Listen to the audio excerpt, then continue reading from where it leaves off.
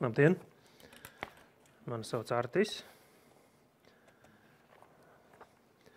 Es esmu RK birojas tirzniecības direktors. Un šodien jums pastāstīšu par energopatēriņu datu uzskaiti daudzdzīvokļu mājās.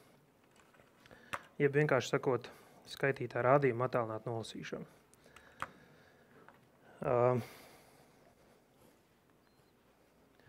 Esmu sadalījis prezentāciju tādās 8 daļās.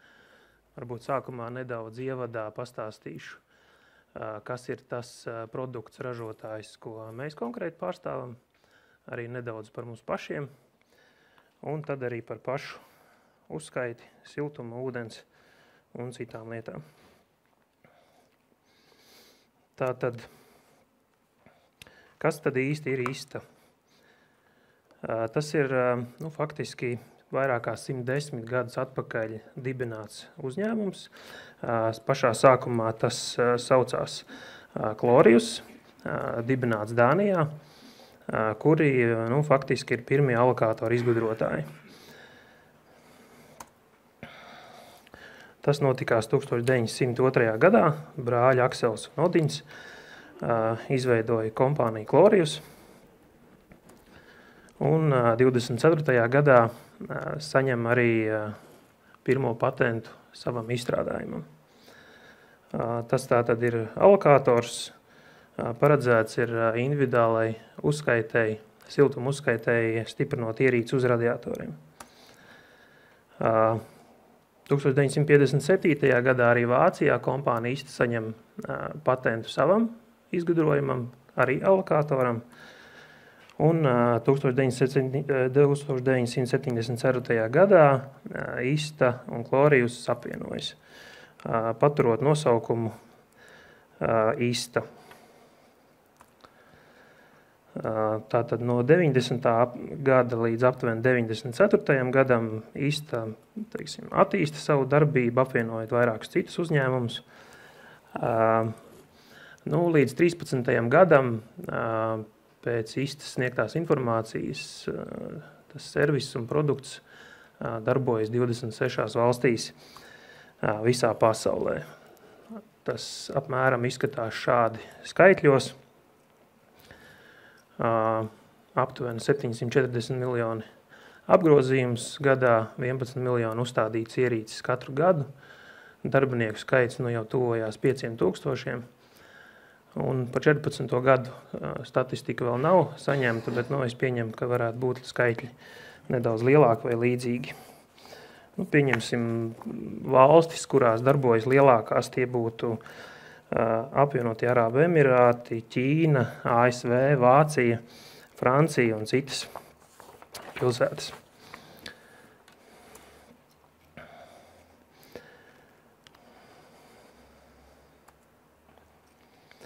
Tātad RK birojas, kas tad ir RK birojas?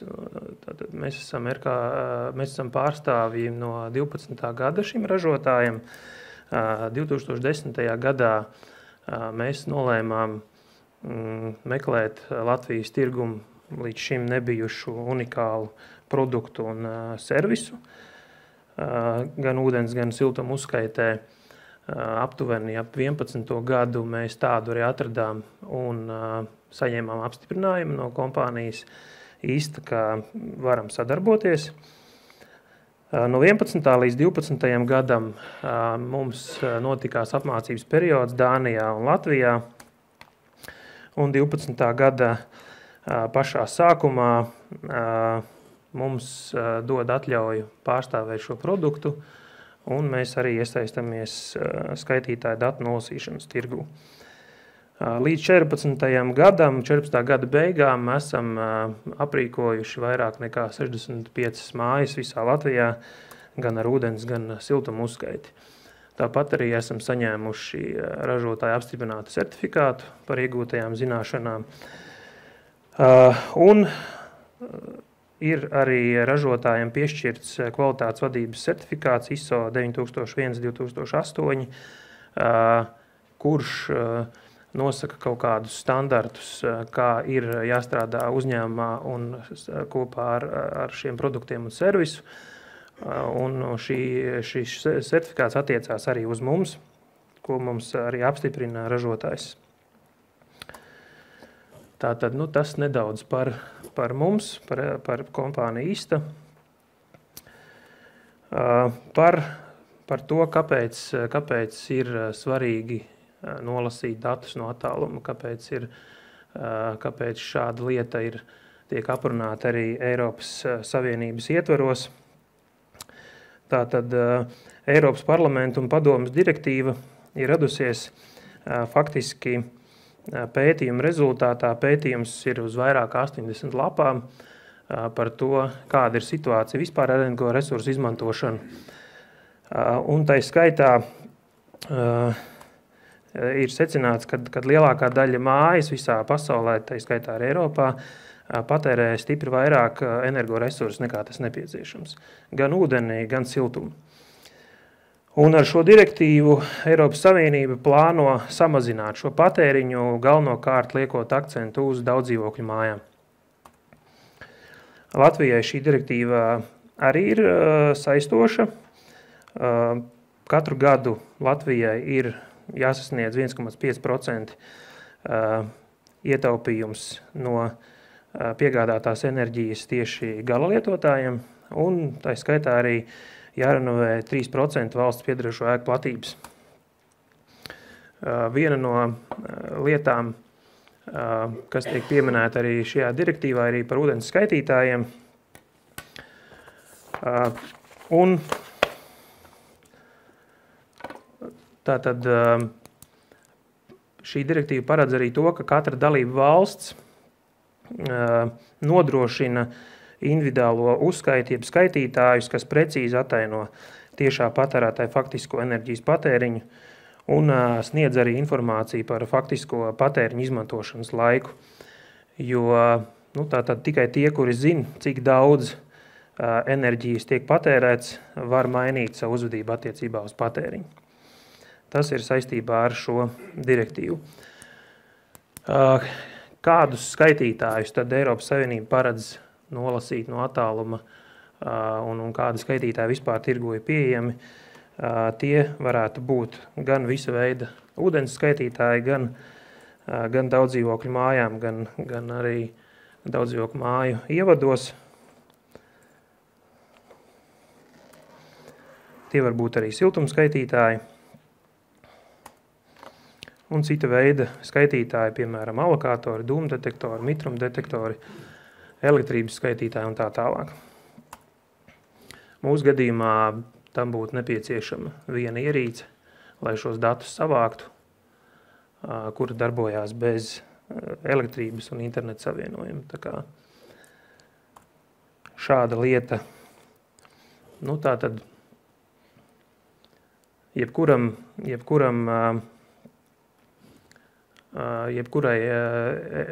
enerģijas tipam faktiski vajadzētu būt risinājumam, kā šo enerģiju uzskaitīt un piegādāt patērētājiem šos datus.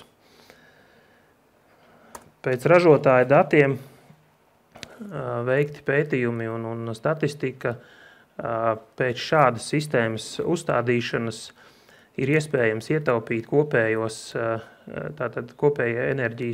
enerģijas ietaupījums var būt 25 līdz 40%. Tas ir gan ūdens, gan siltums. Tas ir uz māju kopumā.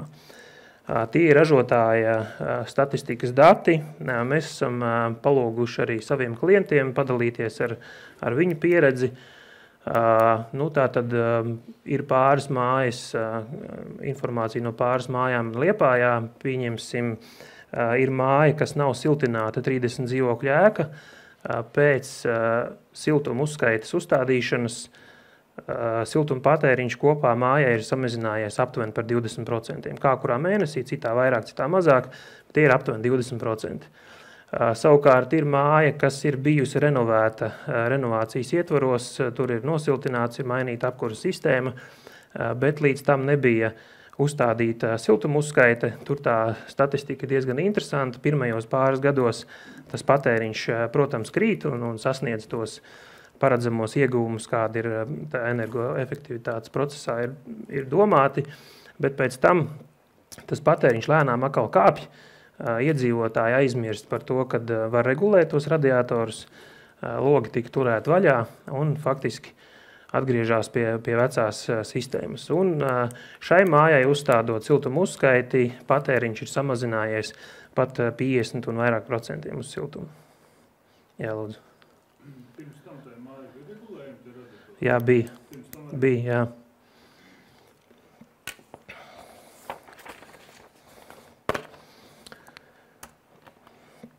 Nu tā, ūdens uzskaite, ražotāja pētījumi liecina, un šie pētījumi pamatā sakrīt arī ar situāciju, kāda ir Latvijā. Lielākās ūdens zuduma problēmas, tie var būt līdz pat 90% iemeslu, ir tātad ūdens uzskaits nepilnības. Tas var būt rādījuma nenodošana, vai arī nepareizu rādījumu nodošana, vai arī vienkārši nesaulaicīga nodošana. Tātad lielākie ūdens zudumi sastāv no tās pirmās kolonas. Ir tie saucamie tehniskie zudumi, tie var būt no 3 līdz 10%, kad ir varbūt kāds ir pieurbies pie ūdensvada un lieto ūdeni pirms skaitītāja, ja vienkārši sakot zog to ūdeni, ir kaut kādas noplūdes sistēmā, tie visi kopā var sastādīt līdz 10%, ja, bet pamatā līdz 90% ūdens zudumu sastāda tieši nepareizs skaitītāja lietošana un rādījumu nodošana. Šādai lietai faktiski ir risinājums ūdens uzskaites sistēma, tātad attālināta datu nolasīšana. Plusi šādai sistēmai tātad ir individuāli uzskaita katram skaitītājam. Tas nozīmē, ka faktiski iedzīvotāji nododot rādījumus, ja ir, pieņemsim, 2 augstā ūdens skaitītāji, viņi nodod varbūt datus par abiem skaitītājiem uzreiz. Šajā gadījumā apsaimniekotājiem dati ir par katru skaitītāju, nevis summu. Tāpatās arī patēriņa dati tiek uzskaitīti arī aiz komata, ja? Tātad apsaimniekotājs saņem informāciju par to, ko rāda skaitītājs faktiski uz šīs te rullīšiem. Ikdienas patēriņa kontrole palīdz apsaimniekotājiem cīnīties ar tādiem gadījumiem, kad kādam ir plīsis kāds ventilis un iedzīvotājs, starp citu te pat Jūrmalā ir bijis tāds gadījums, kad ir plīsis toaletē ventilis un ūdens tek katru dienu patstāvīgi iedzīvotājs nav mājās. Tas notiek veselu nedēļu, un tad ir visu laiku jāstīdās ar apsaimniekotāju par to, ka tā nav viņa vaina un ka viņš to nemaz nav darījis un ka tur ir problēmas varbūt ar kaut kādu pašu skaitītāju. Šajā gadījumā ikdienas patēriņa uzskaita ļauj apsaimniekotājiem redzēt, kurā brīdī notiek patēriņš paaugstināts un cik ilgi tas notiek. Ja. Šajā gadījumā konkrēto piemēru tas bija aptuveni 14,5 kubi dienā veselu nedēļu. Vēl viens pluss šai sistēmai, ka visi skaitītāji tiek nolasīti vienlaicīgi. Un, protams, pieeja datiem ērta priekš apsaimniekotāja. Tas mūsu gadījumā ir jebkurā vietā, kur ir internets ar datoru. Nav speciāli nepieciešami speciāli serveri, datori vai programmatūras. Ja ir internets un dators, tad dati jums ir. Protams, arī patēriņa eksports uz Excel, ja vajadzīgs ir grāmatības vajadzībām. Un, lai pārbaudītu skaitītāju stāvoklī, nav jāiekļūst dzīvoklī. Ja? Tātad internetā ir redzams, vai ar to skaitītāju veiktas kādas manipulācijas vai ne. Līdzīgi ir arī ar siltumu uzskaiti. Tikai šajā gadījumā jāsaprot viena būtiska lieta, ka tikai sakārtot apkuras sistēmu patērē mazāk. Ko tas nozīmē? Tātad lielākā daļa daudzdzīvokļu ēku visā Latvijā siltumu saņem, mēs zinām, centralizēti no katlumājām, bet šajās ēkās dzīvokļi siltuma enerģiju, kas saņem pirmie, parasti tiek pārkarsēti. Tā ir diezgan pierasta problēma, savukārt pēdējie dzīvokļi varbūt šo siltumu nemaz nesaņem, viņiem tas nav pietiekams. Nav individuāla temperatūras kontrola ne uz radiatoriem, ne dzīvoklī kopumā. Ja cilvēkam vienkārši ir pa siltu, viņš atver logus un faktiski maksā par siltumu, kas tiek aprēķināts uz kvadrātmetriem. Tātad ietaupīt nav iespējams, nav nekāda stimula patērēt mazāk. Sakārtojot šo lietu, ir iespējams mainīt arī patēriņu uzvedību uz siltumu. Risinājums ideālā variantā tas būtu automātiska balansēšanas sistēma stāvvadiem, termostatiskie vārsti un regulātori uz katra radiatora, individuāla siltuma patēriņa uzskaite. Ideālā variantā, īpaši daudzdzīvokļu mājām, tas varētu būt kopā siltuma uzskaita kopā ar temperatūras un mitruma kontroli. Renovētajās mājās bieži vien dzirdam problēmas stāstus par to, kad ir pelējums dzīvokļos. Ja? Tātad šī ierīce, kur mums ir tas? Šī ierīce mēra gan telpas temperatūru, gan arī telpas mitrumu, un šajā displejā iedzīvotājiem arī ar tādām ikonām parāda, kā rīkoties konkrētā situācijā, vai būtu jāveidina telpa atverot logu, vai jāsamazina vai jāpalielina telpā temperatūra. Tātad iedzīvotājiem jau ierīce priekšā rāda, kas ir nepieciešams, lai telpā būtu pareizs klimats un arī nepalētu sienas. Tātad informācija cilvēkiem dod sapratni, un ar sapratni ir iespējams arī ekonomēt.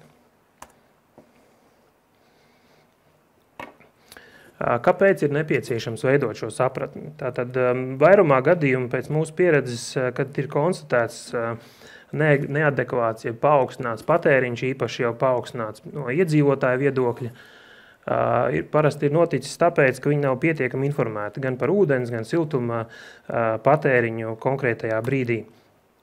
Tātad, kā tieši ir veidojies attiecīgā mēneša patēriņš, vai tas patēriņš tajā brīdī vispār ir bijis nepieciešams, no kā ir atkarīgs patēriņš, un vai ir bijis iespējams patēriņu samazināt. Ja ir iespējams iedzīvotājiem uz šiem 4 jautājumiem atbildēt, tad iedzīvotājs saprot savu individuālo patēriņu un ir iespējams samazināt to patēriņu. Gan par ūdeni, gan par siltumu, gan par mitrumu telpā.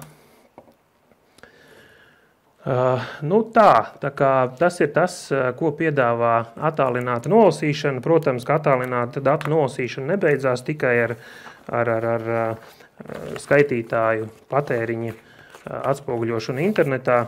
Ir iespējams iet vēl tālāk, ir iespējams aprīkot arī ēku ievadus, gan ievadu ūdens skaitītājus, gan ievadu siltums skaitītājus, nolasīt gan turpgaitas, atpakaļgaitas temperatūras ēku ievados ar intervālu ik pēc 20 sekundēm, respektīvi to sauc par telemetriju. Tāpatās arī tiešsaistes maksājuma savienošana apkures sistēma ir iespējama. Ko tas nozīmē? Tas nozīmē, ka, protams, šajā gadījumā ir jāsakārto apkures sistēma līdz tādam līmenim, kad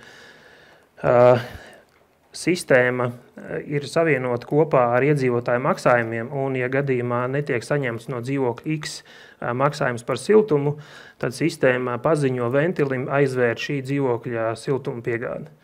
Ja, tas notiek pilnībā automātiski, un attiecīgi arī tad, kad iedzīvotājs ir samaksājis savu rēķinu, tad sistēma paziņo attiecīgiem ventiliem atvērties vaļā, un iedzīvotājs atkal saņem siltumu savā mājā.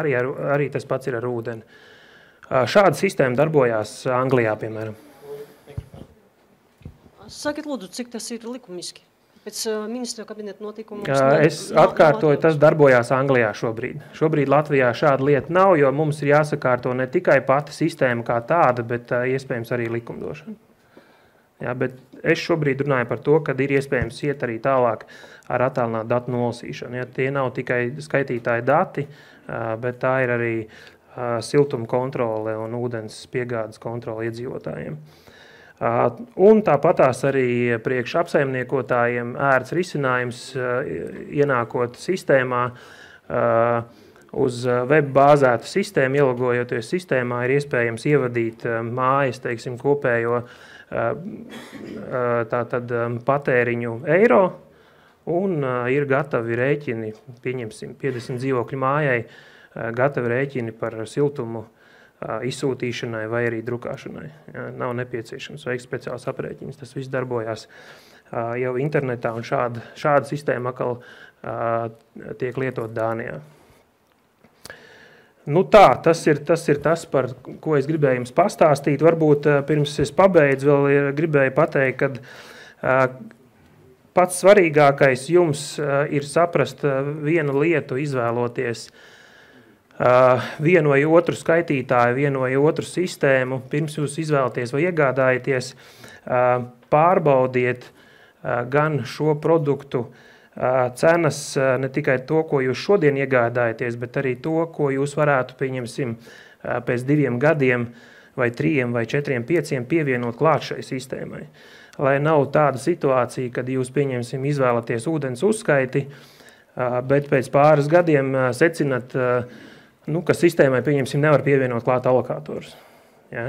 Vai arī otrādi jūs izvēlaties alokatorus un pēc gada secināt, kad lai pievienot pie šīs pašas sistēmas ūdens skaitītājus, tie maksā 2-3 reizes dārgāk nekā citi pieejami līdzīgi skaitītāji tirgu. Tā kā pirms jūs izvēlaties produktu vai pakalpojumu, apskatāties, ko jūs vispār varat pieslēgt klāt šai sistēmai un cik tas maksā jau šodien, lai nav lieka pārsteiguma rītā. Man tāds jautājums. Mums Latvijas gāzē liels problēmas ir ar gāzes skaitītājiem, teiksim, ar uzskaitu vispār tur liels nekārtības ir.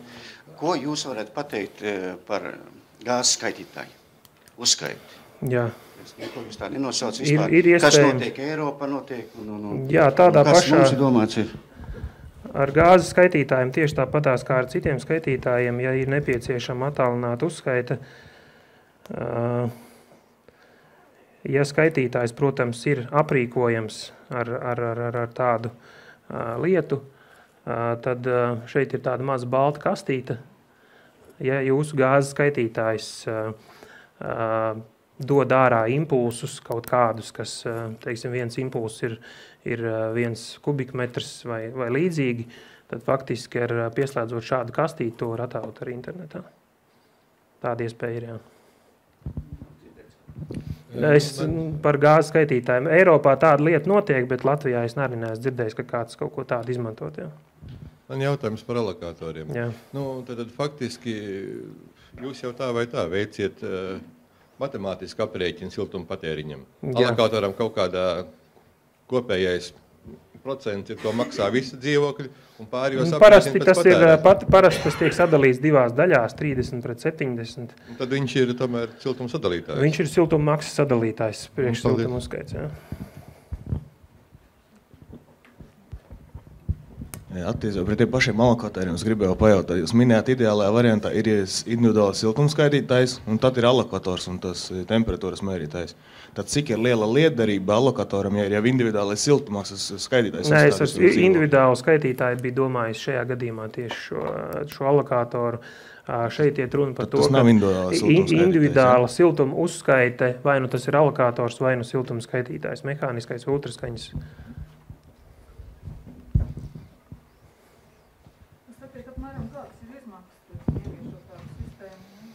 Ļoti dažādi.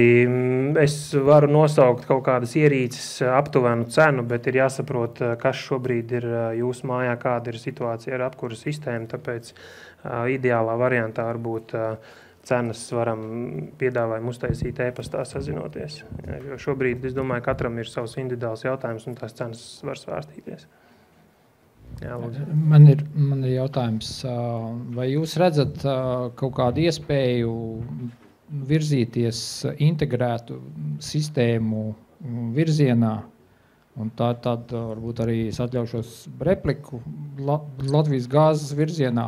Kamēr jūs nemēģināsiet sēsties pie viena galda ar Latvenergo vai Sadalas tīklu vai Rīgas ūdeni vai kādiem citiem piegādātājiem, nekas īpaši labs nenotiks, jo visā pasaulē normāli ir attīstīti integrētas sistēmas, kur nav katrs piegādātājs neattīst savus sistēmas, nepērk savus radiokanālus. Jūs faktiski atbildējāt gan arī jau uz savu jautājumu, te ir tieši tas pats. Mūsu mazā valstī tas ir it sevišķi aktuāli. Jā, tāpēc tas tāds aicinājums. Un, ja tur valdība skatās, tur ekonomikas ministrijā arī vajadzētu normatīvā bāzē, kad izdarīt mēs to varam, respektīvi ražotājs to izdarīt var.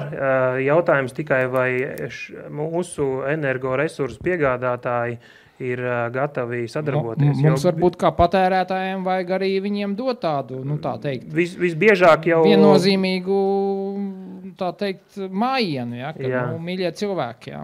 Visbiežāk jau parasti īsti negrib neviens sadarboties. Jā, bet, turpinām sarunas. Bet jūs jau tirgo neesiet vienīgie. Protams. Protams.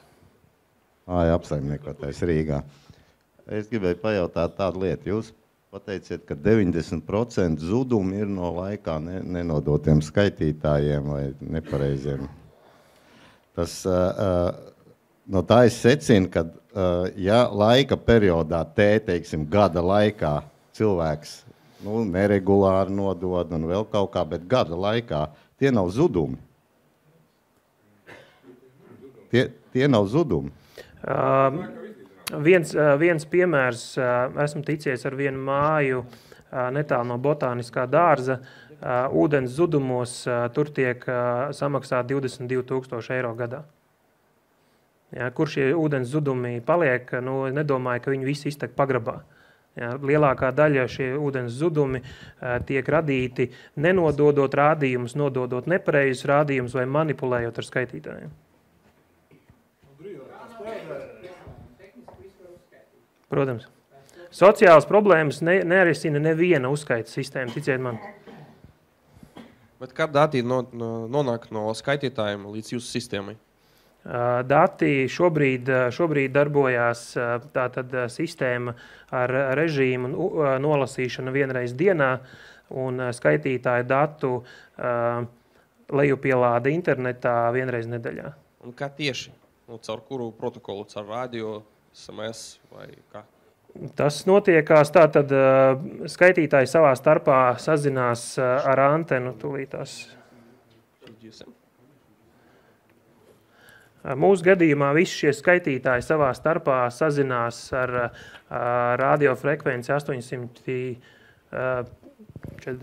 vai 484, 848 MHz un sazinās ar šo antenu. Antenā ir rūpnīcā jau iebūvēta SIM karte, kur tos datus nosūta internetā. Man būtu vēl divi jautājumi. Sakiet, lūdzu, ja mājas apsaimniekotājs daudz dzīvokļu mājas Salaspilī. Ja mājas apsaimniekotājs izdomās uzstādīt telemetriskie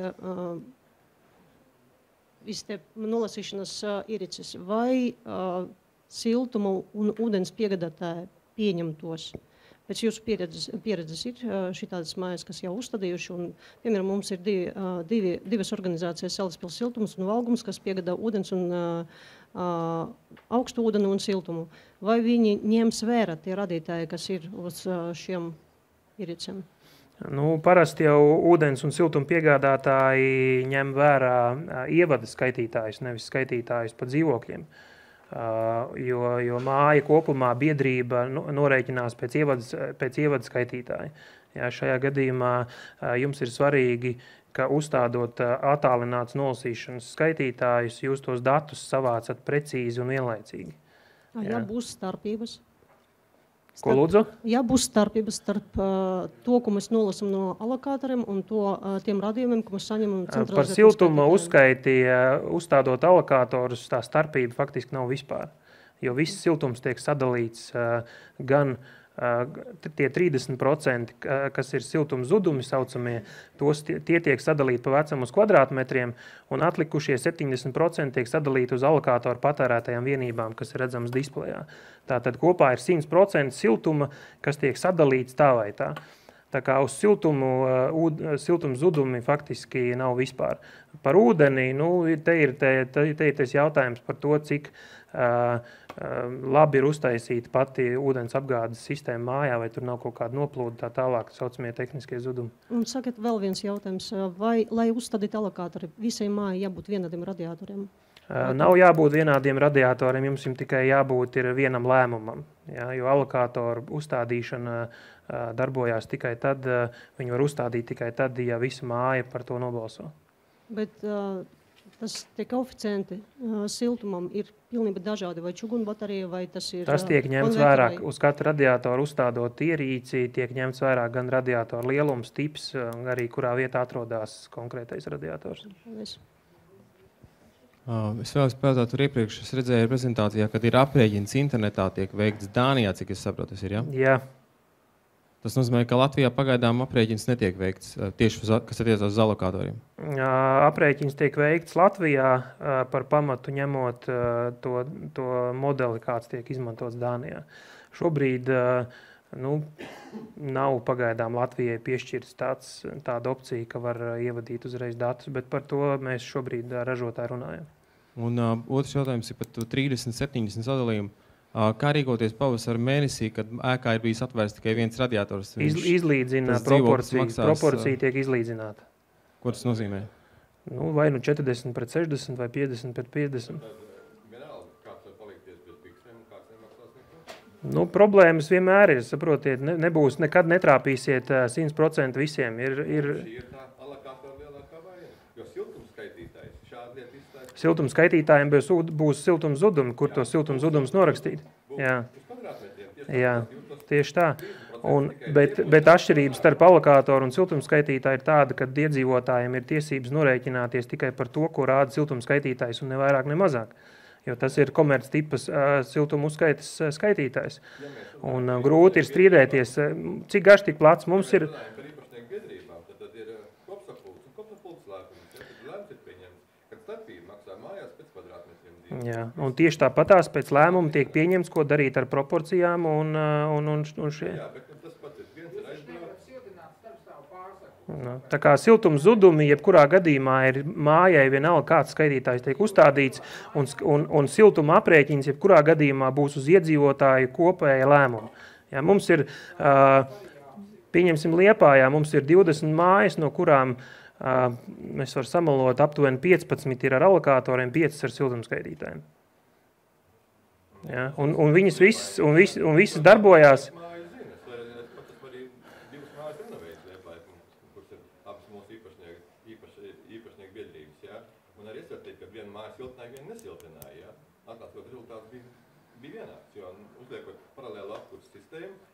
Cilvēki paši regulēti apkuri, faktiski bija 50% ekonomija. Tieši uz siltumu. Tieši tā. Un viss maksā to minimālo starpību. Tur faktiski iznāk vidēji no 3 līdz kaut kādi 6. Es jums varu pateikt vēl pretējus piemērus. Atkarībā no dzīvokļu. Es jums varu izstāstīt vēl pretējus piemērus, kad notiek ēkas renovācija un iedzīvotāji ir izsvītrojuši ārā, kas attiecās tieši uz siltuma mezglu un visu cauruļu renovācijas. Iedzīvotāji izsvītrojuši ārā pilnīgi visu, izņemot siltumu uzskaiti.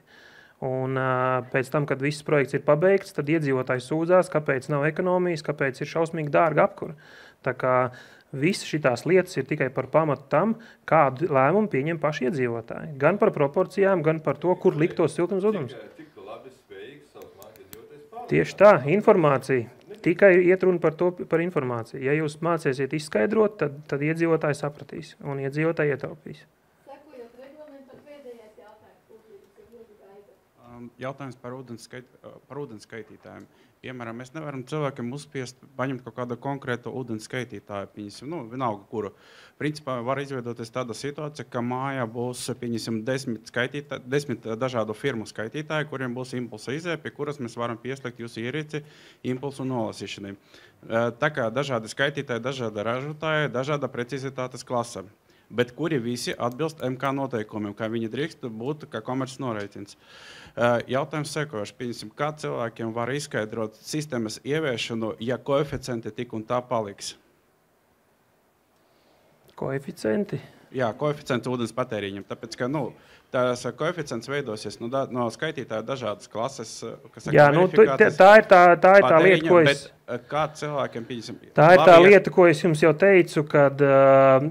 Ūdens, es teiksim, kad piedāvāju ūdens uzskaiti daudzdzīvokļu mājām, nezinu, kā to dara citi, bet es nekad neesmu apgalvojis, ka pēc šādas sistēmas būs nulle ūdens zudumi. Labi, bet tā kā iedzīvotājs jau pašā startā nevajag mānīt, un es vienmēr esmu par to, kad līdz 10% zudumi, ja tādi ir, tad tā ir normas robeža. Principā jūs domājat, ka līdz koeficientam 1,1, tas ir, kas saka, pieļaujama kļūda, nevis kļūda, bet, teiksim tā, novirze no kopējā patēriņa. Lielākā daļa māju, kur darbojas šāda sistēma, ir aptuveni 1, 2, 5% zudumu, bet ir mājas, pieņemsim, kur es esmu bijis uz kopsapulci, kur es stāstu par to, ka ir iespējams ietaupīt uz tiem saucamiem ūdens zudumiem, bet rezultātā izrādās, ka mājai kopā ir 20% zudumu. Tātad, ņemot vērā to, ka līdz 10% varētu būt norma, tad ieguldīt šādā sistēmā naudu īsti nav jēgas, jo mēs vinējam tikai 10%. Tā kā iedzīvotājiem pašiem pienesot pareizi informāciju, ir jāizdomā, vai viņi ir gatavi ieguldīt naudu šādā lietā. Par to iet runa, jā.